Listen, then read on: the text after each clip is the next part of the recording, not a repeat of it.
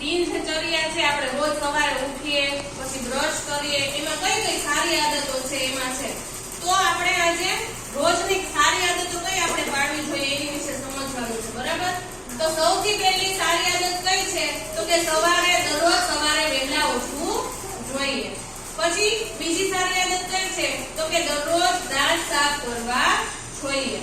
ત્રીજી સારી આદત કઈ છે? તો કે દરરોજ સ્નાન કરવું જોઈએ, એટલે કે દરરોજ નાહવું જોઈએ. પછી ચોથી સારી આદત કઈ છે? તો કે કચરો કચરા પેટીમાં નાખવો જોઈએ, આમ તેમ કચરો ફેંકવાનો નથી. પછી પાંચમી સારી આદત કઈ છે? તો કે જમતા પહેલા હંમેશા હાથ ધોઈને જમવાનું છે, હાથ ધોયા વગર કોઈએ જમવાનું નથી. પછી છઠ્ઠી સારી આદત કઈ છે?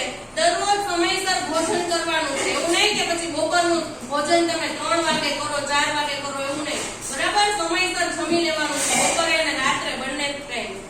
પછી તો કે સમયસર આંગણવાડીમાં જઈએ, તમારે બધાને સમયસર રોજ આંગણવાડીમાં આવી જવાનું, બરાબર? એ પણ એક સારી આદત છે.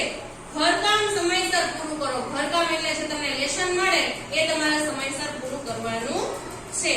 અને છેલ્લી સારી આદત છે કે દરરોજ વહેલા સૂઈ જવાનું છે, એવું નહીં કે પછી રાત્રે અડધી રાત સુધી મોબાઈલ ચલાવવાનો છે કે કાર્ટૂન જોવાના છે, એવું કરવાનું નથી.